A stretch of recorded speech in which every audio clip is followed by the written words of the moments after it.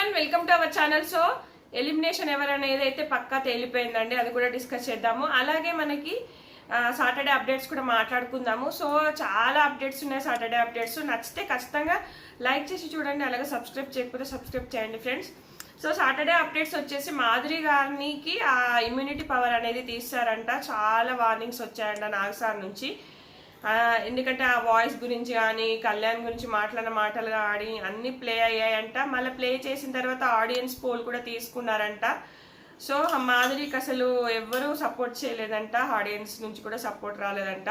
So తను walkout చేస్తా, నేను వెళ్ళిపోతా అన్నదంట. అంటే నాకు సైన్ చేసే పేపర్స్ చాలా ఉన్నాయి, నేను వెళ్తాను అంటే, లేలే మీకు కావాలంటే బిగ్ బాస్ హౌస్లోకి పంపిస్తాము, సో వాయిస్ తగ్గించుకోండి అట్లా మాట్లాడకుండా చాలా వార్నింగ్స్ అయితే వచ్చాయంట. ఇంకొకటి వచ్చేసి మనకు కళ్యాణ్ అండ్ తనుజ సంబంధించిన వీడియోస్ కూడా రూమ్లోకి పిలిపించి మరీ ప్లే చేశారట.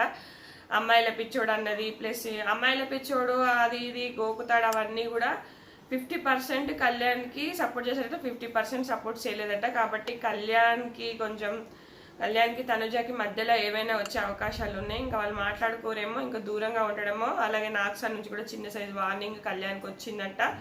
సో ఆ అమ్మాయి మీద కాదు ఆట మీద పడు అని చెప్పేసి అలా అన్నాడంట.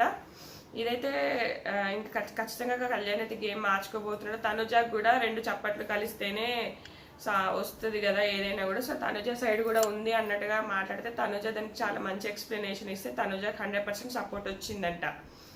అలాగే కిరీటం అనే టాస్క్ ఒకటి పెడతారట మన వైల్డ్ కార్డ్స్లో. గౌరవ్ వీళ్ళు ఎలాగో ఏమంటారు కెప్టెన్ అయ్యాడు కాబట్టి, సో ఇంకా వాళ్ళకి కాకుండా వీళ్ళందరికీ ఏదో టాస్క్ అయితే పెడతారట. సో ఇంకా మన రమ్యకి సాయికి ఇట్లా 88% కొంచెం సపోర్ట్గానే ఉన్నారు. సో మాధురి గారికి అయితే ఎవ్వరు సపోర్ట్ రాలేదంట.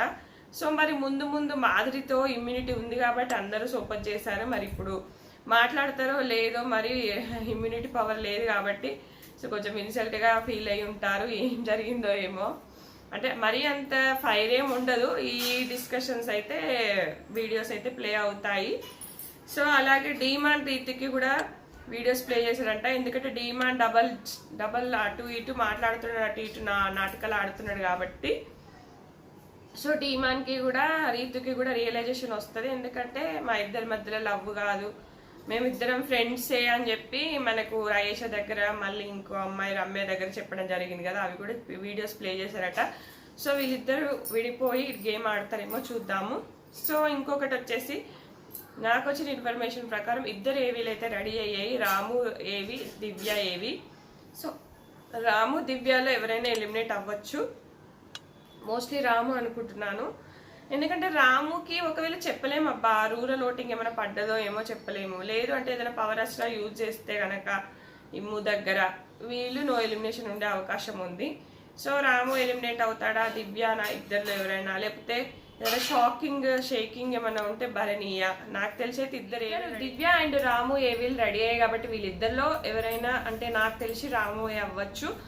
దివ్య ఏంటంటే చాలా బాగా మాట్లాడుతుంది, సో ఉంచే అవకాశం ఉంది. ఈ వైల్డ్ కార్డ్స్ ఆమెనే కరెక్ట్, అయేషాకి మాధురికి కరెక్ట్గా సమాధానం చెప్పగలిగే కెపాసిటీ ఉంది కాబట్టి ఆమెను ఉంచుతారేమో. మేబీ వరుసగా కామనర్స్ వెళ్తే అదొక డిసడ్వాంటేజ్ లా, కామనర్స్ వాడుకున్నారన్న వేలో వెళ్తుందని చెప్పేసి మనకు రాముని పంపిస్తారేమో.